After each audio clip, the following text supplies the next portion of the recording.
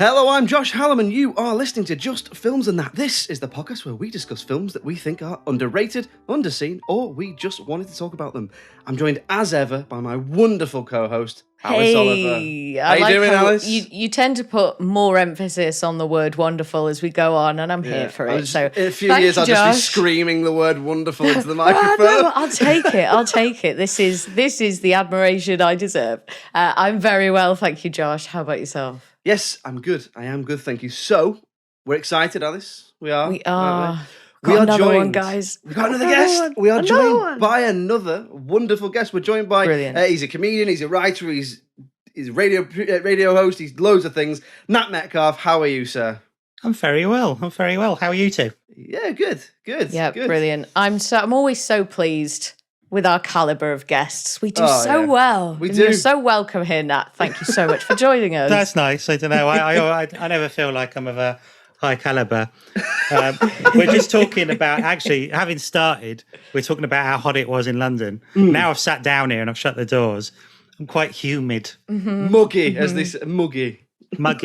It's a bit close, isn't it? It's close. Close? What does close mean? I don't know. I've just heard people say does it. Does it mean like your clothes stick to you? Like your clothes feel closer? Is that what it is? Or like the air feels close to your skin? Because that's kind of what it feels like. I don't know. Heavy air. Heavy air. So, moving on with all of us sounding like old age pensioners. We always start every guest episode with a completely random question. So since it's hot, it's not so random, but I'm going to go with this one. Alice, I can't remember if we've done this before, but we've done a lot of episodes. Oh. So what is the best ice lolly?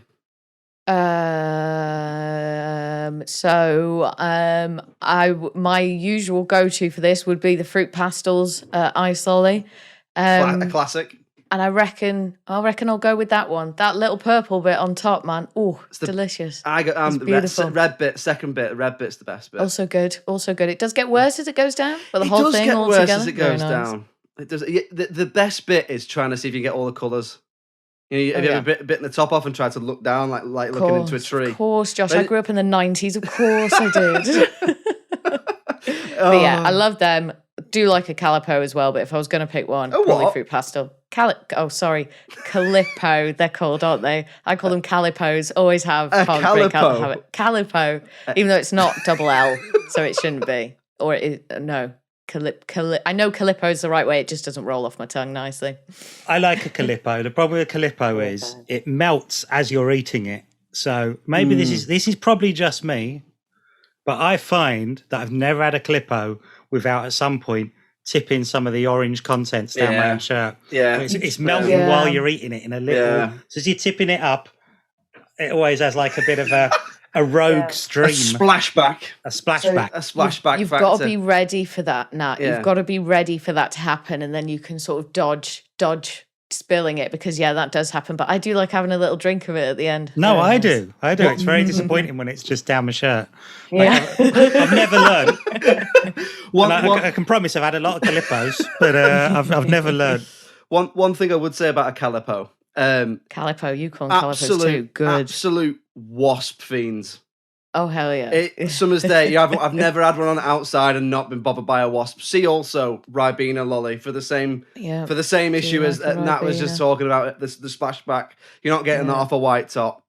You're not getting off a white top. What about you, Nat? What about you? Have you got a favourite one? Well, even though I said I wasn't plugging things necessarily, me and my friend Ozzy do a podcast which is on hiatus currently. Oh yeah, called List Off. And one of our episodes was a top 5 ice lollies. Oh, there we are. So I can officially say I've given it a lot of thought. I think both of us came up with the same one, that it is a twister. Ooh. Oh yeah. That is a good shout. That is a good shout. Tiny bit of ice cream, but not too much, and you get the lime. They're probably a bit too small, but apart from that. But maybe it's one of those things that they're too small for your own good. Yeah, because before you know it, you've had 6. Yeah. Yeah. Have you had the new ones? Have you had the new twisters? No, I haven't. Oh, they're good. They're quite good, you know. New twister? Yeah, what does that look like? They've changed the shape, controversially. I don't know what. So it's still a twister, but it's like more like a weave. Whoa. I can't really describe it, and it's blue and it's blue and yellow. Oh my God! What? How have I missed this? What the hell? Yeah. When you say a weave, what do you mean? Like imagine, like imagine like a wicker basket, but an ice lolly. Interesting. Yeah, honestly, I had one, and it was great. Honestly, it was delicious. It was not as good as a traditional, but then with the traditionals, are we talking? Are you green and white or red and white?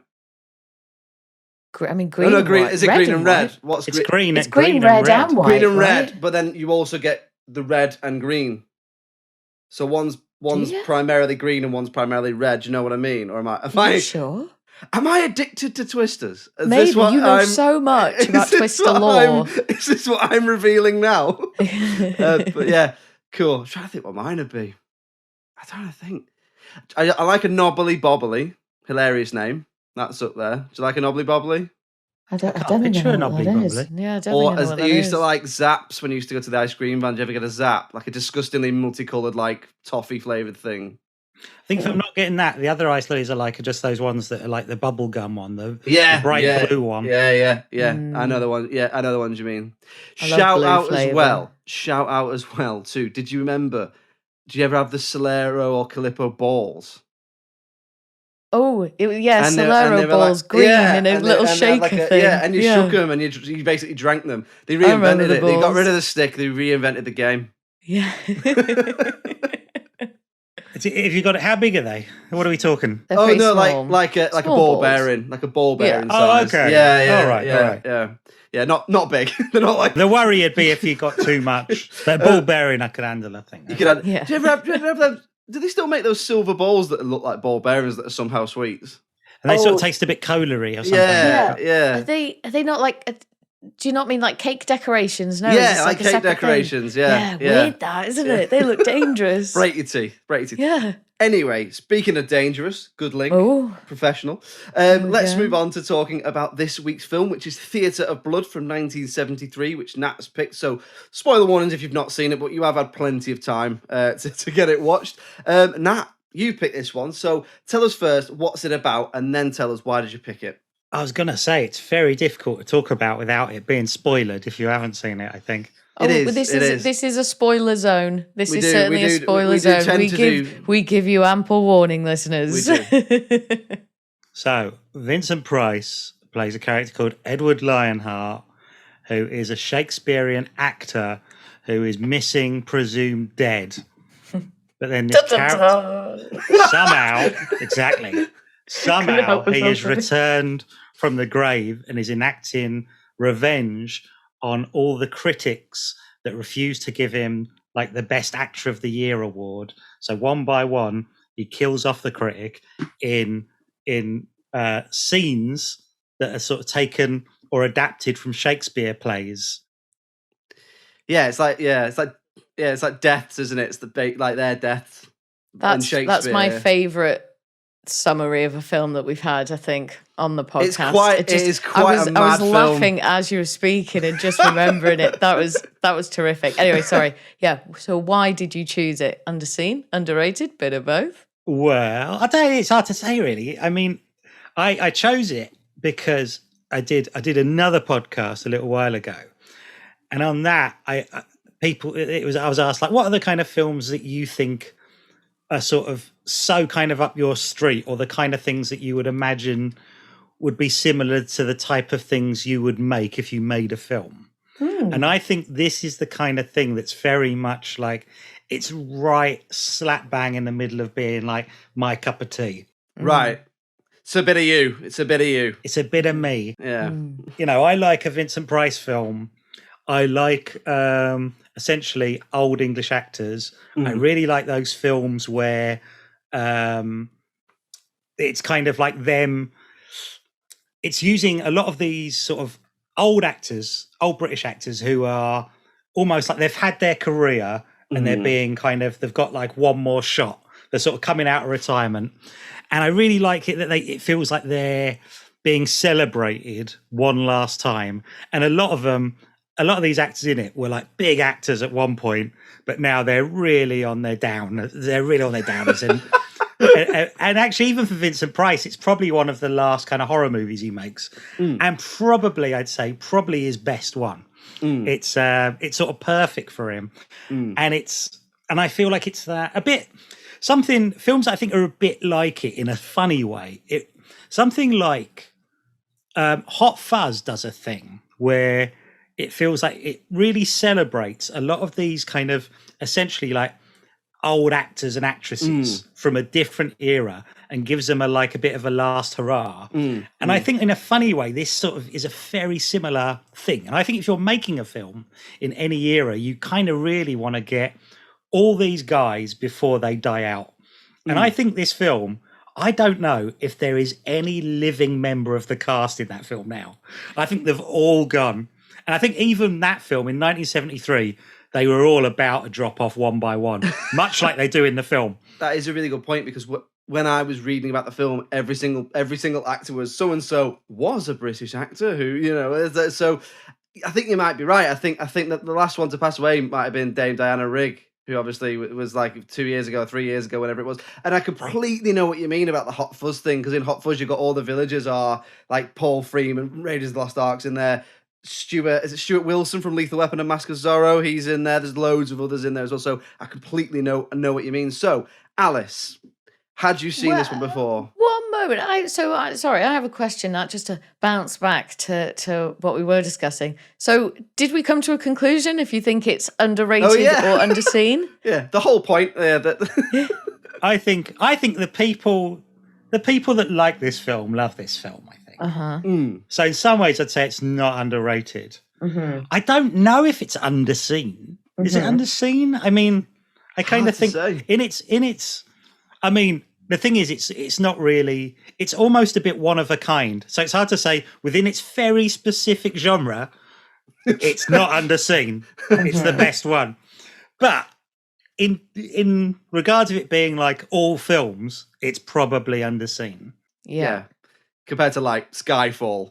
Yeah, I reckon more people have seen Skyfall. I reckon more people have probably seen Skyfall than this. So, let's say it's underseen then, but we'll get stuck in and then we'll sort of look at it at the end and we'll try and conclude. So, Alice, had you seen it before? Had you heard of it before? Hadn't seen it, hadn't heard of it, had no idea what I was getting into. Thought there might be vampires just based on the title alone. But just to touch on something that you both mentioned there. So one of my notes, this was for a little bit later on, but I got to tell you because, so one of my notes was that it feels like a cross between Hot Fuzz and Final Destination. So I thought it was funny that you said that it reminds you of Hot Fuzz, but perhaps in a different way. But I thought that was interesting. I fucking loved it, to be honest. I thought it was brilliant. I thought it was really funny. I thought that it crossed genres really well, like between the horror and the comedy. I absolutely loved how much Shakespeare was in it. Like there was so much Shakespeare, like because obviously they're reenacting these moments from Shakespeare plays as their means of death for the critics. But in them, you've got this guy reading Shakespeare beautifully, uninterrupted. Like so many of the pieces that he read, I've only heard like the first sentence of or just a few words, like to be or not to be. And then he goes on and on and on. And I was like, this is really interesting just from that point of view. So I loved all that. And I loved that it kind of felt like it was a little bit for fans of the theatre. Like, I reckon they were using a lot of language and maybe certain characters from certain plays and certain lines of dialogue that I reckon people that are dead keen on a theatre would be like, oh, yeah, good, I get that. Like a little in-joke for them sort of thing. I thought that was cool because you don't see that too often. What about you, Josh? What were your first impressions? Or had you already seen this one? No, so I hadn't seen it before, but I had heard of it before because I had a little while ago, and this is it could have been 20 odd years ago, Empire brought out, do you know in Back to the Future 2, you know, the almanac? Empire. So in Back to the Future 2, if you're not seeing it, you don't have to tell me everything about Back to the Future 2. He gets a sports almanac, and it's like all the results, but it's in the future, so he goes back in time. Anyway, we're not talking about Back to the Future 2, or we could, but it's fine. Not yet. So Empire brought out a movie almanac, so loads of random facts about movies, and one of them was a breakdown of all the deaths in Theatre of Blood. And when I'm saying it's a while ago, it's predating the internet, because I would have read it when I was like a kid on holiday. So that's the only thing I knew about this film was Vincent Price and a rough idea of what he did. So then I realised that I'd seen 2 Vincent Price films before going into this. One, Edward Scissorhands, obviously. The other, Basil the Great Mouse Detective. So it was nice to see him in his element and not, obviously he's in both those films, but they're kind of family films, kid films, and he's not actually in them that much. Whereas this, he is the star, and same as you, I loved it. I thought it was so much good, fun. It's good. I thought it was so much fun. Honestly. I'm glad I've given you, I've gifted you. Yeah, exactly. And this is the joy of what we do, isn't it? Films that I never would have come across otherwise, I get to enjoy. And I just had such a good time watching it. Like, it was great such good fun. It is great fun. So, Nat, what are some of your favourite things about this film? What is it that made you pick it for this podcast out of all the films you could have picked? I think as well, again, a lot of you touched on it, it's that I think it's about this kind of changing world, and I think that's always interesting in film. I saw Nope the other day, which has got, you can compare it to lots of other much grander films, I think. So this is about like the way that acting changes. So it's not like, the idea is a lot of people talk about it and they go, he's a bad actor. And the thing is, he's not. He's kind of a brilliant actor. He's just old-fashioned. He's Shakespearean. And everyone now is like, in this era, are all trying to be Marlon Brando. And they're all trying to be real. And he's theatrical. So everyone's saying, no, he's no good. He's of the past. As are all the cast of it. So it's almost like there's this, they're also of the past. All these guys were big stars. And they've sort of had their time. And it's funny you mentioned Edward Scissorhands as well, because that's Vincent Price's kind of last hurrah. Yes. He gets to do this big. So in this film, it's all these old British actors that you've seen in other things, all having one last kind of go round. I really like how funny it is. Yes. Yeah. But it's grisly. It doesn't play the horror for laughs. The horror is grisly, even for like a modern audience. Some of it's quite horrible. Like the first killing when Michael Horden goes and he visits the all the kind of meth drinkers in the abandoned kind of warehouse.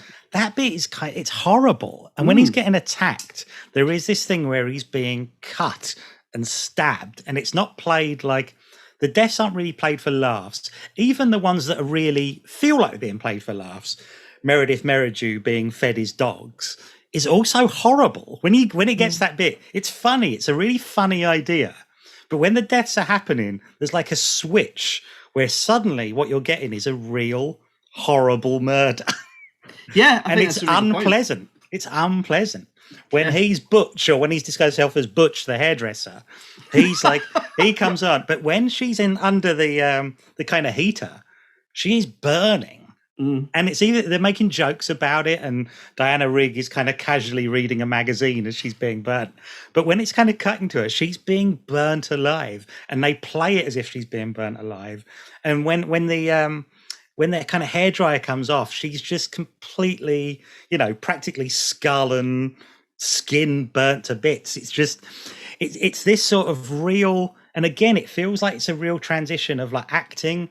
It's a year before The Exorcist. It's kind of still in that kind of Hammer horror world, but it's sort of anticipating a much kind of nastier future. So it all feels like, and it feels like it's very much done on purpose. It might have been done on accident. It might have been done subliminally, but it feels like it's a film that's really on the cusp of going, we can kind of have these things. And a lot of horror movies now are kind of played for laughs because the kids just aren't finding them scary anymore. And it does that while also doing something where when the horror bits kick in, they're nasty. They're not fun anymore. They suddenly go, it switches on, like it turns on a dime. As soon as like they're about to die, everything gets horrible.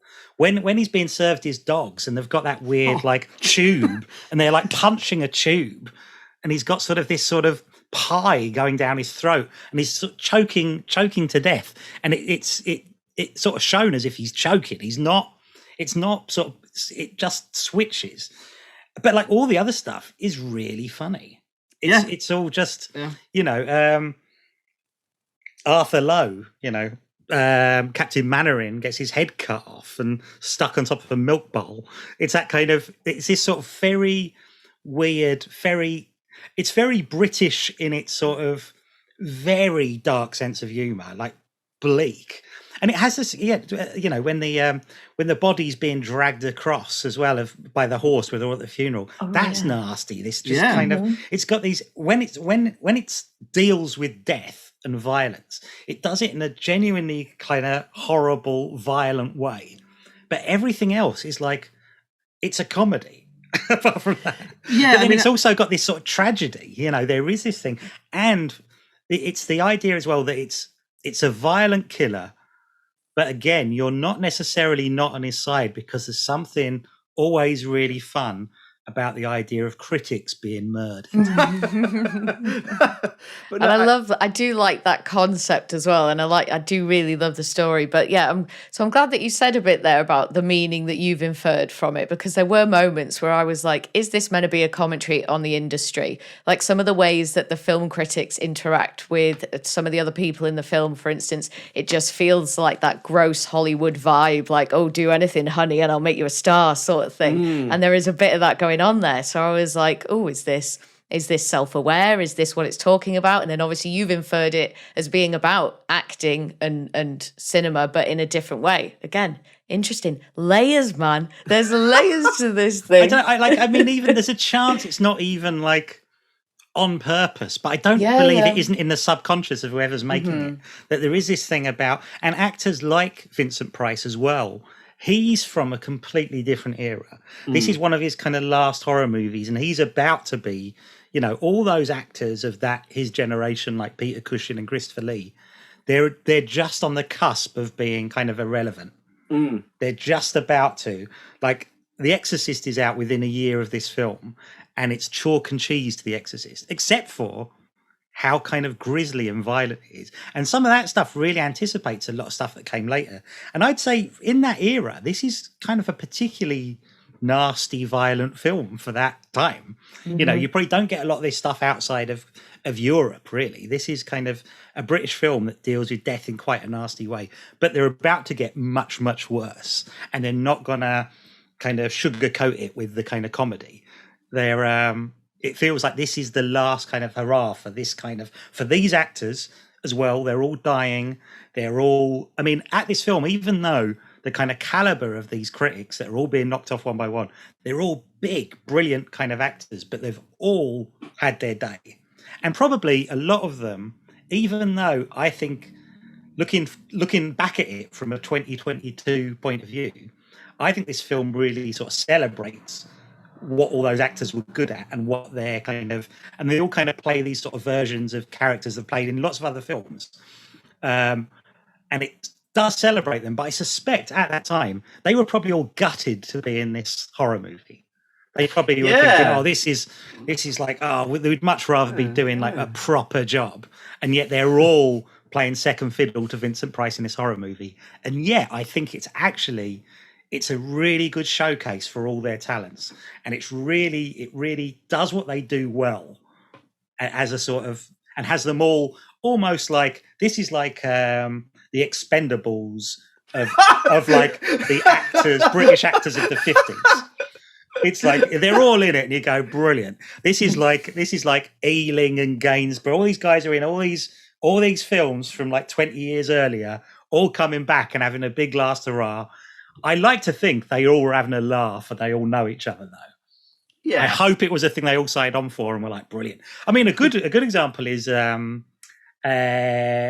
it Dennis Price in it? He's the first one who's killed. And Dennis Price is the guy from Kind Hearts and Coronets, which is almost like this film, 20 years ago. It's another thing where he's killing off every member of a family. It's almost like the same plot or that same kind of genre of revenge movies or something. I mean, this is also before this. Vincent Price made 2 Dr. Phibes movies where he's essentially this burnt guy who wears a Vincent Price mask and can't talk, so plays all his lines on a record player, which when you think about it doesn't make sense, but is a really like kind of cool idea. But it suggests that what he's done is before he got burnt, he recorded everything he was ever going to say. Every word he was ever going to say. And he's made different records of it.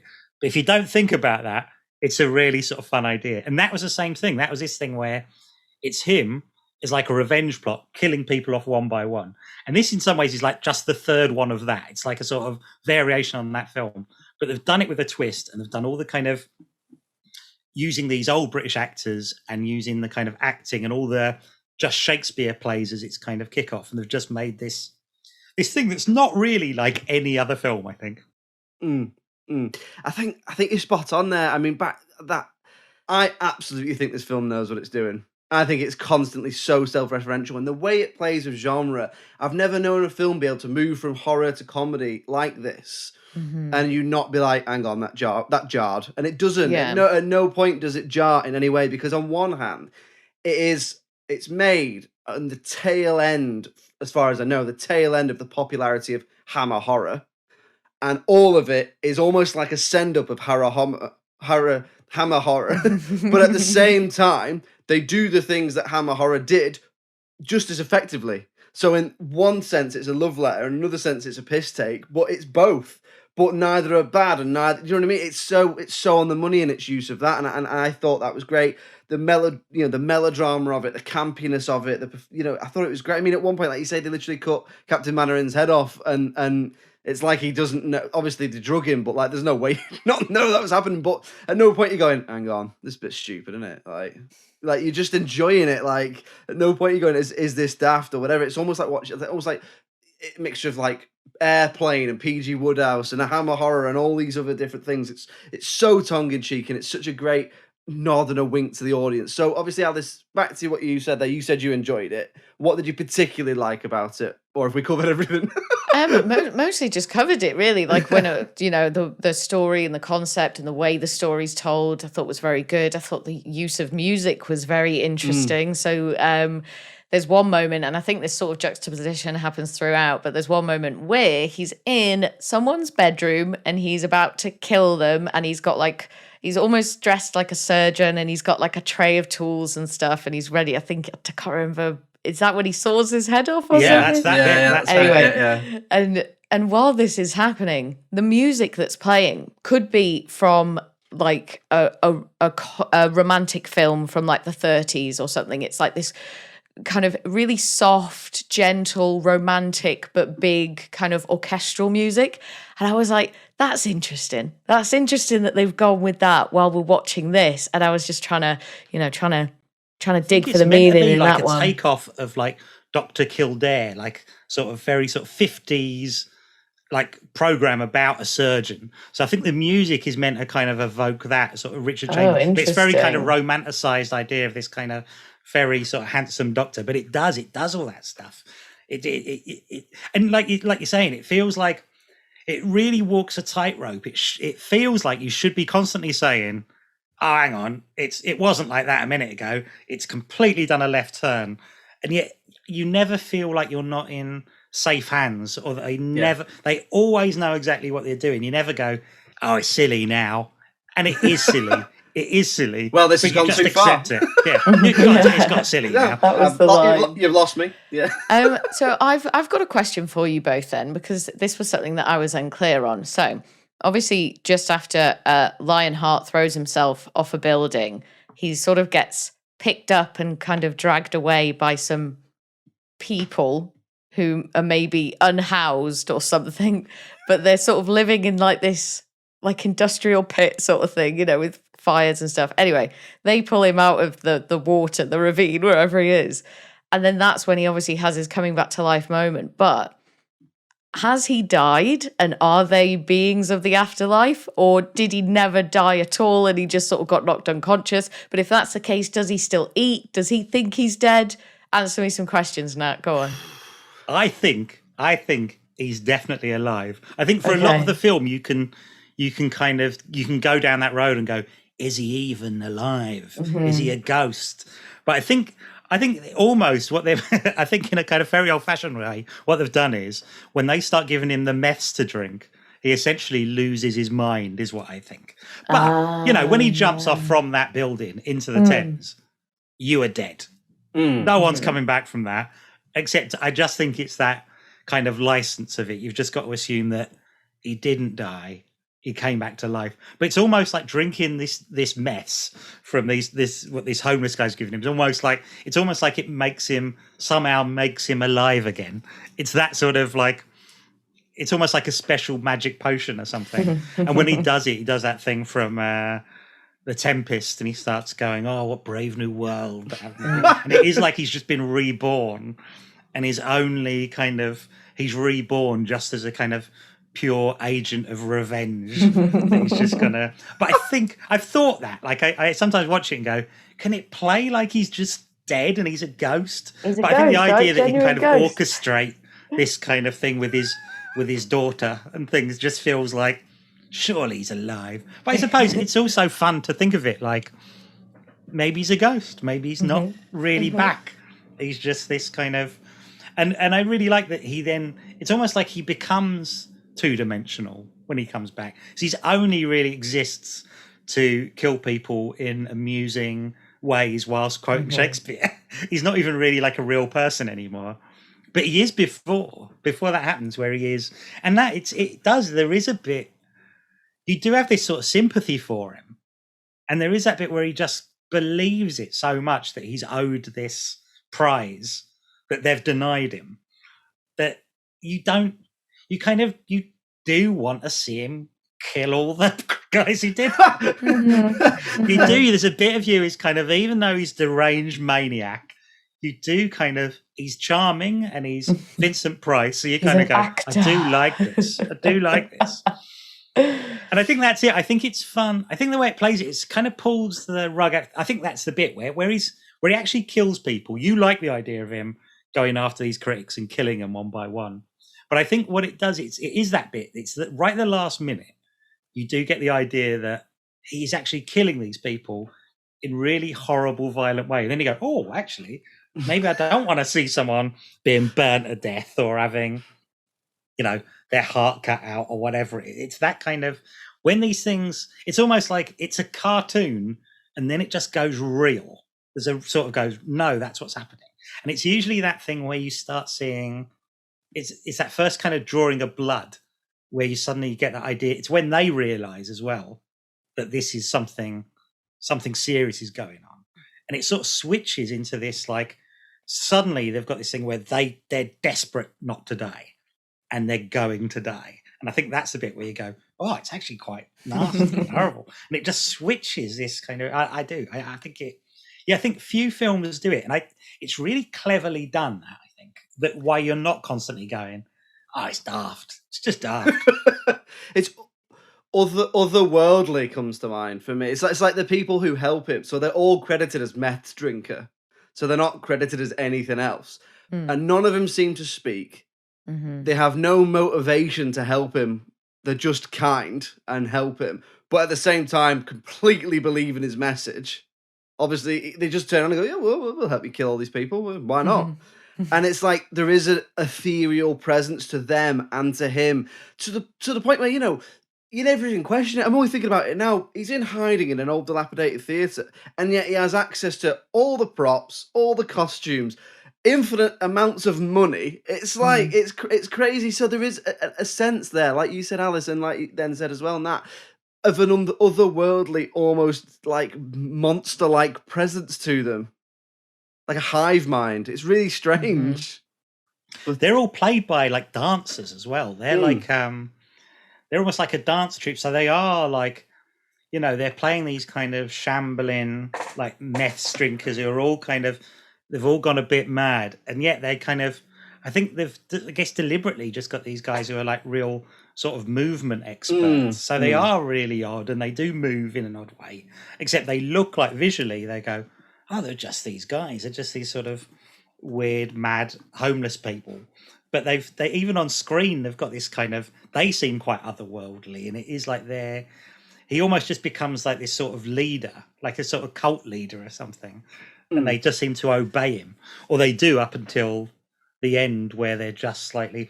It's just this sort of, I think, in that world, and probably just a very old-fashioned way.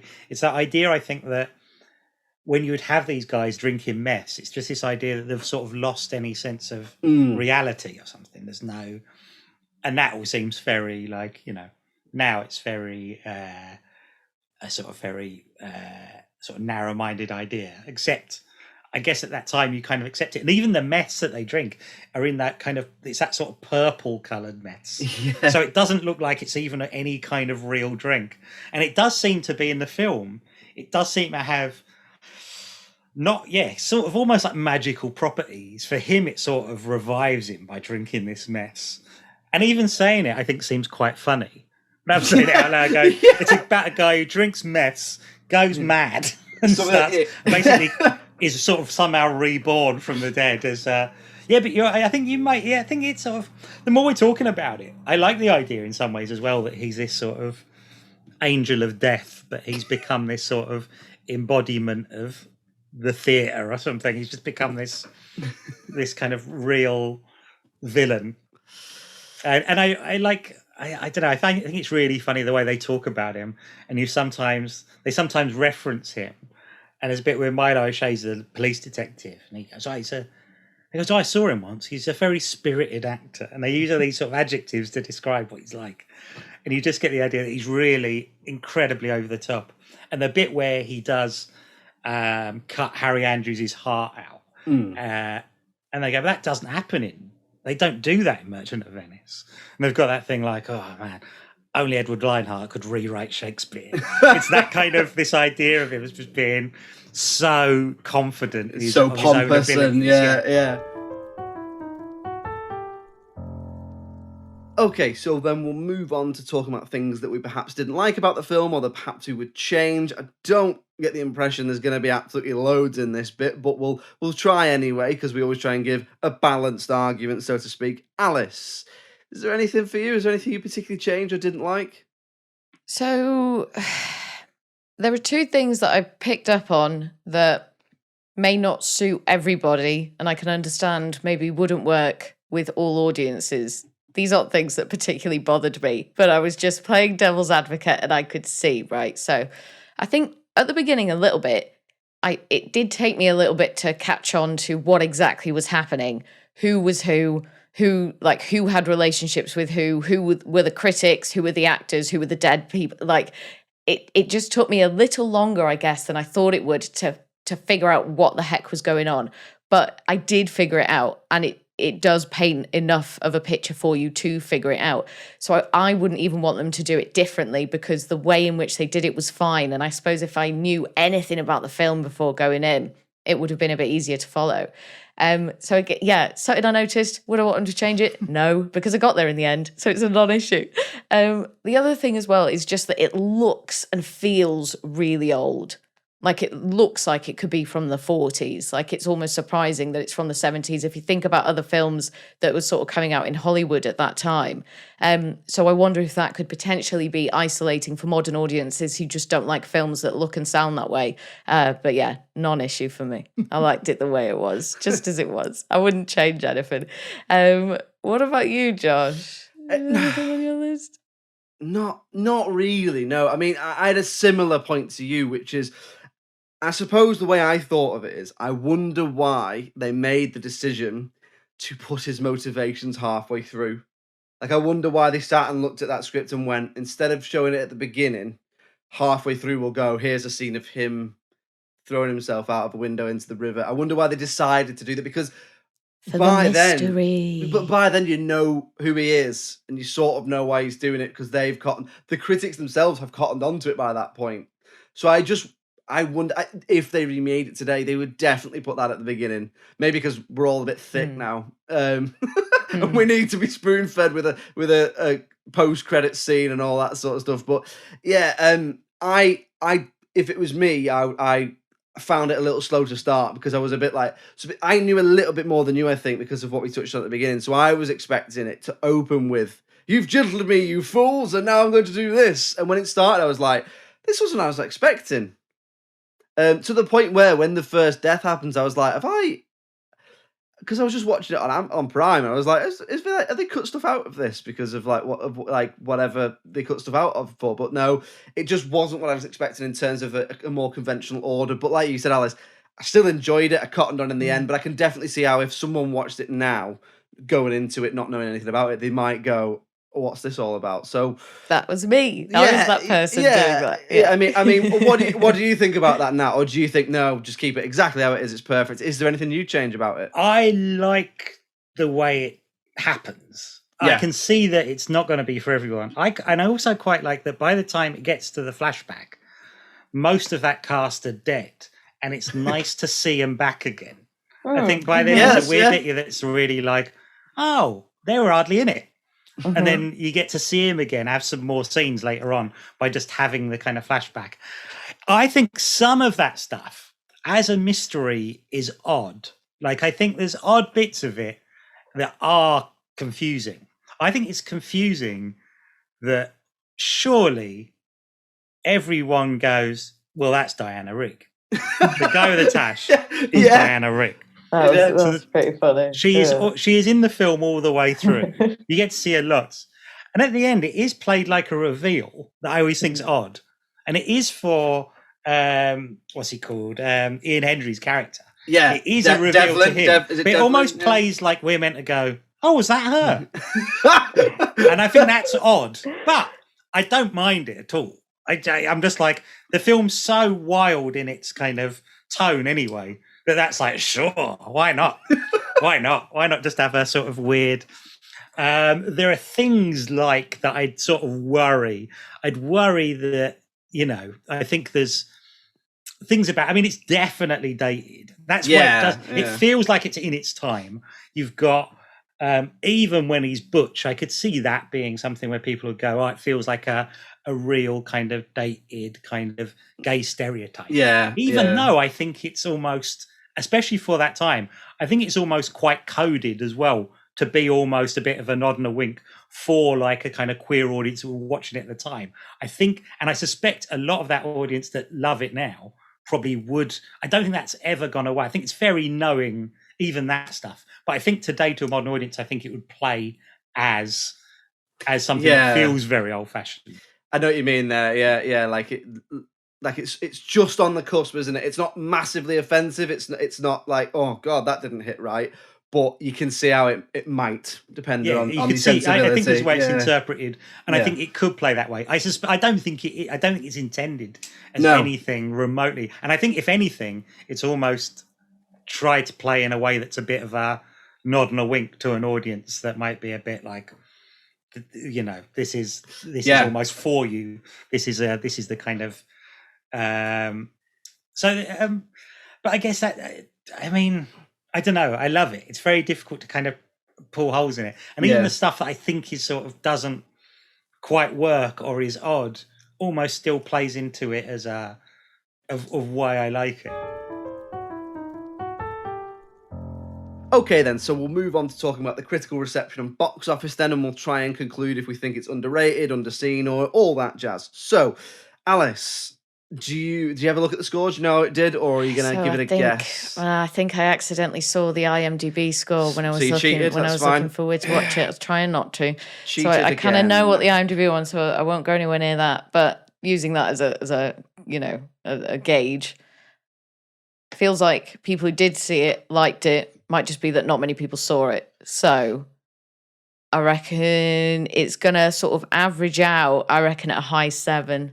High 7. I reckon I'll go 7.8, all like considering Rotten Tomatoes as well. And how do you think it did sort of like box office wise? Obviously not a specific number, but did it do well? I guess bad. Like it doesn't even look like it was made for the cinema. Like it almost looks like a straight to TV sort of affair. So it is hard to tell. I reckon. It's like how do you tell how a film did financially without it's like I'd look back on Avatar and go, that's the highest grossing film. How is that the highest grossing film of all time? But you never know. Anyway, Nat, do you know it did on both fronts, or are you not sure? It would have been made even at the time for this was. I think it was made by an American company in the UK, so they would have been taking advantage of all the kind of tax breaks.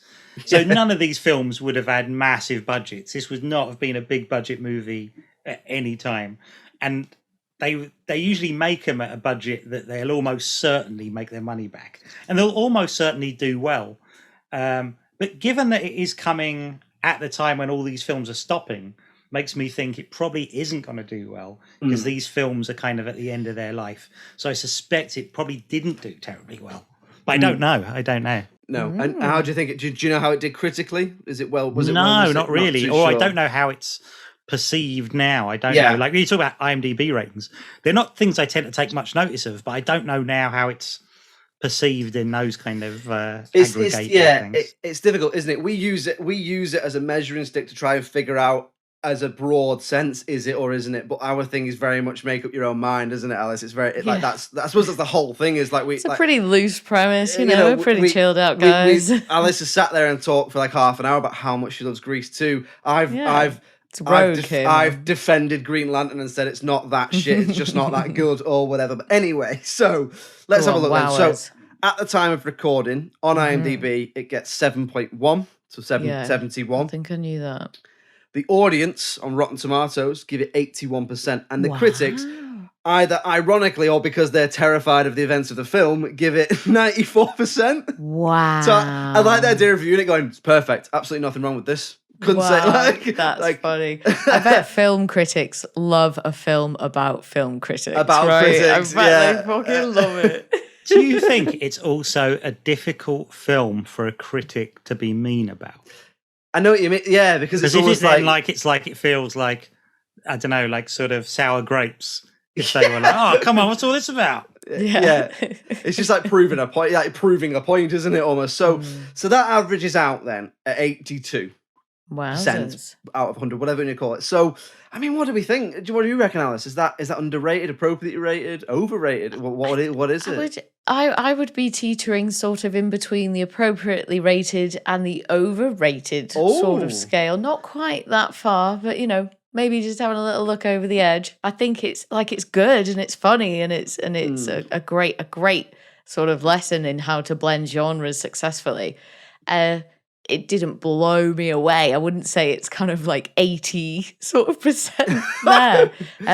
So maybe just a tiny bit overrated for me. Okay. What are your thoughts, Josh? So I think it is slightly underrated. Maybe not by the critics. I think 94%. It's very, very high, isn't it? But if you look at those if you're looking at those audience scores, I think I would go the other way to you. So I'd say it's between appropriately to underrated because I really straddling.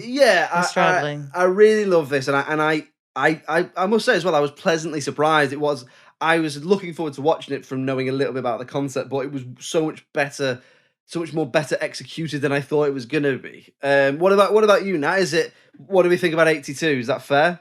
I think it's probably. I think one of the things is I like this kind of film, and I've seen this film a lot. And I'd say it wasn't until I'd seen it loads of times that I kind of came back to it, probably having not seen it for a few years, maybe like a decade ago. And I really had a moment when, God, it's brilliant. I just kept going, it's brilliant. And when I, this is my, as I say, this is a bit of me, but it's so much better than I always think it is. It's like almost like it's probably like the best example of the kind of film it is.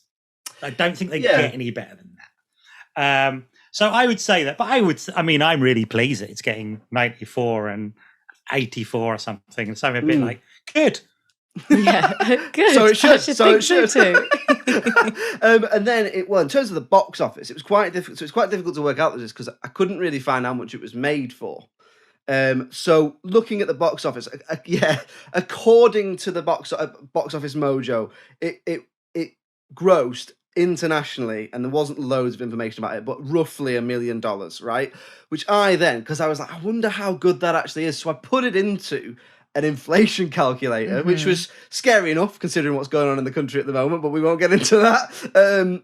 And it was about $3.5 million worldwide.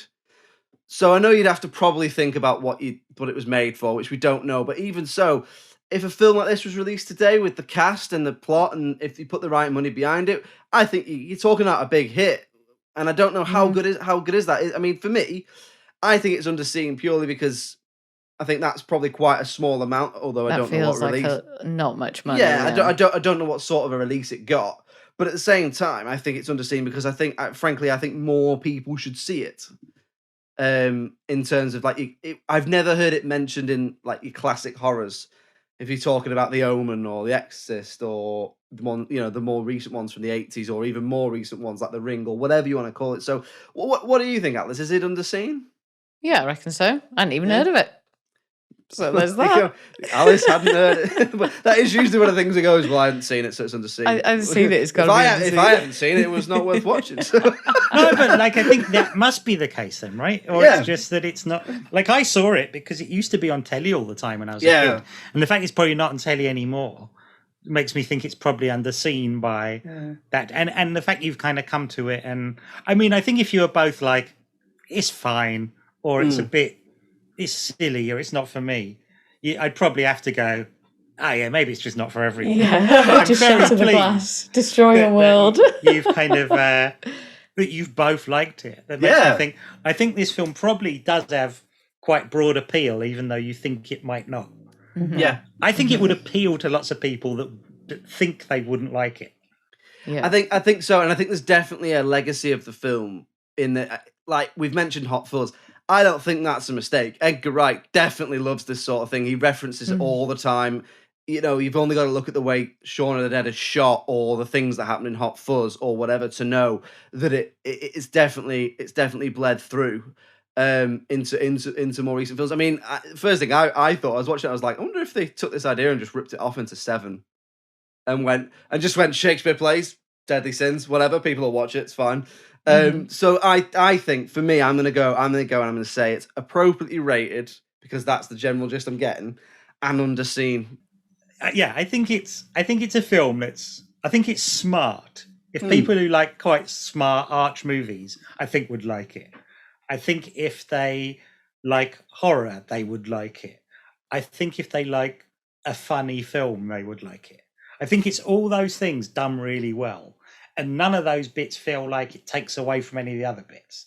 I think I think it's a really smart film. I think even saying it, I think if people were being a bit arch or assuming they wouldn't like it, I just think you'd probably like it.